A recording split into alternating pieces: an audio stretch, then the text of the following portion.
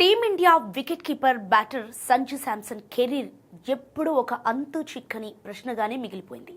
దాదాపు 11 ఏళ్లుగా అంతర్జాతీయ క్రికెట్ పరిధిలో ఉన్నప్పటికీ కూడా ప్రతిభకు తగ్గ అవకాశాలు రాకపోవడం లేదా వచ్చిన అవకాశాలను అందిపుచ్చుకోవటంలో విఫలం కావటం ఆయనకు శాపంగా మారింది.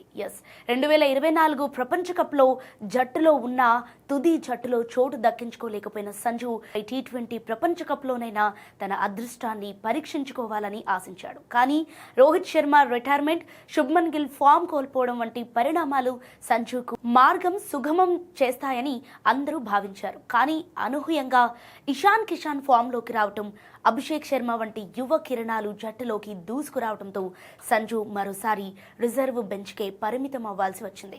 ముఖ్యంగా యుఎస్ఏతో జరిగిన తొలి మ్యాచ్లో ఆయనకు అవకాశం దక్కకపోవటం అభిమానులను నిరాశకు గురిచేసింది. తన సుదీర్ఘ కెరీర్లో ఒక్క ఐసీసీ టోర్నీ మ్యాచ్ కూడా ఆడని రికార్డును చెరిపేయాలని సంజు పట్టుదలతో ఉన్నాడు. అయితే అదృష్టం ఎప్పుడు ఎవరిని వరిస్తుందో చెప్పలేమన్నట్లుగా ఇప్పుడు సంజు శాంసన్కు అనుకోని వరం లభించేలా కనిపిస్తోంది.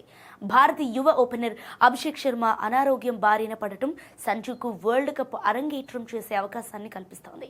ఫిబ్రవరి 12న నమీబియాతో జరగనున్న కీలక పోరులో అభిషేక్ అందుబాటులో ఉండటం కష్టమని తేలటంతో టీం మేనేజ్మెంట్ సంజు శాంసన్ను ఇషాన్ కిషాన్తో కలిసి ఓపెనింగ్కు పంపే ఆలోచనలో ఉంది. సో తొలి మ్యాచ్లో అభిషేక్ డకౌట్ అవ్వడం కూడా సంజుకు కలిసొచ్చే అంశమని చెప్పాలి.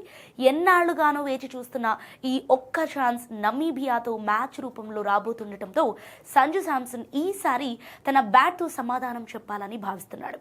ఈ మ్యాచ్లో కనుక ఆయన రాణిస్తే జట్టులో శాశ్వత స్థానానికి బలమైన పునాది పడటమే కాకుండా తనపై ఉన్న బెంచ్ ప్లేయర్ అనే ముద్రను చెరిపేసుకొని వీలుంటుంది. సో సంజు అభిమానులు కూడా తమ ఫేవరెట్ క్రికెటర్ ఎట్టకేలకు ప్రపంచ కప్ బరిలో నిలవబోతున్నాడని సోషల్ మీడియాలో సందడి చేస్తున్నారు.